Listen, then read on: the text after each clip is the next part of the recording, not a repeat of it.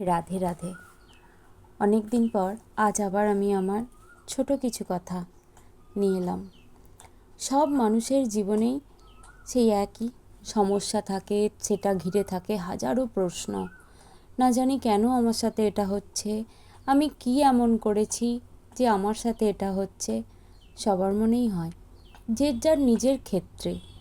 আজ আমি যে কষ্ট পাচ্ছি, পাশের জন হয়তো তার থেকে একটু বেশি কষ্ট পাচ্ছে, আবার অনেকে আছে তারা হয়তো আমার থেকে একটু কম কষ্ট পাচ্ছে।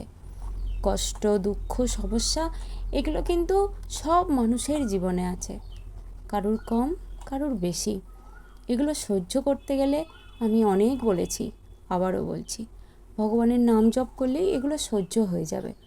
কিন্তু এগুলো কেন হচ্ছে, কিসের কারণে হচ্ছে, এগুলো যদি বুঝতে চাও তাহলে অবশ্যই সৎসঙ্গ শোনো, ভাগবত কথা শোনো, ভক্তদের জীবনী কথা শোনো, তাহলেই বুঝতে পারবে।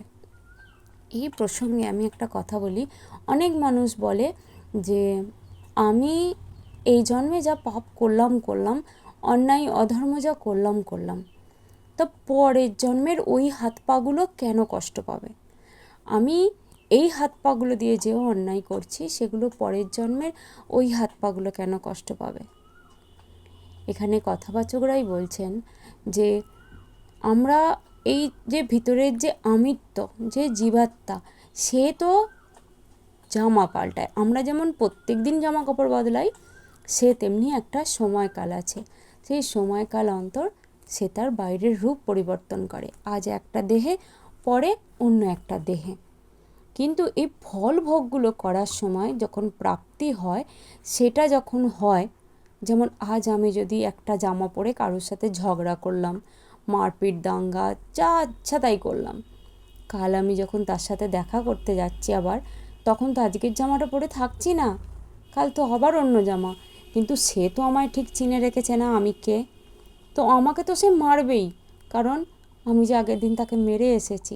জামা যতই পাল্টাই, সে তো আমাকে চিনে রেখেছে। ঠিক তেমনি আমাদের ভিতরে যে আমিত্ব রয়েছে, যেটাকে আমরা মারতে পারি না, যেটা একমাত্র মরবে কিন্তু নাম জপের মাধ্যমে, তাকে দমানো যাবে একমাত্র নাম জপের মাধ্যমে। তাহলেই কিন্তু সে কোনো ভুল করবে না।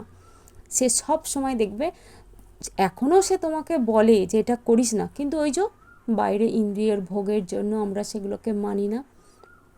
তাই পরে যখন আমরা আসি, আমাদের ওই হাত পাগুলোকেই ভোগটা করতে হয়। অনেক কিছু বললাম, যদি কিছু ভুল বলে ফেলি, আগের মতোই বলি, আমাকে ক্ষমা করে দিও। আমি তো সত্যিই সেইভাবে কিছু জানি না। ওই সৎসঙ্গ শুনে শুনে, মহারাজজিদের কথা শুনে শুনে যতটুকু মনে হয়, সেইটুকুই আমি তোমাদেরকে বলার চেষ্টা করি। আর বলার একটাই কারণ, ভগবানের নাম জপ করো, সৎসঙ্গ শোনো, এতে করে ভিতরের আমিত্ব মরবে, আর তোমার ইন্দ্রিয়গুলো কোনো ভুল কিছু কাজ করলে ভিতর থেকে তোমায় টুকবে, তোমায় বারণ করবে, আর তুমি সেই বারণটা শুনতে সমর্থ হবে যদি নাম জপ করো। তাই ভগবানের নাম জপ করো। সকলের ভালো হোক, সকলের মঙ্গল হোক।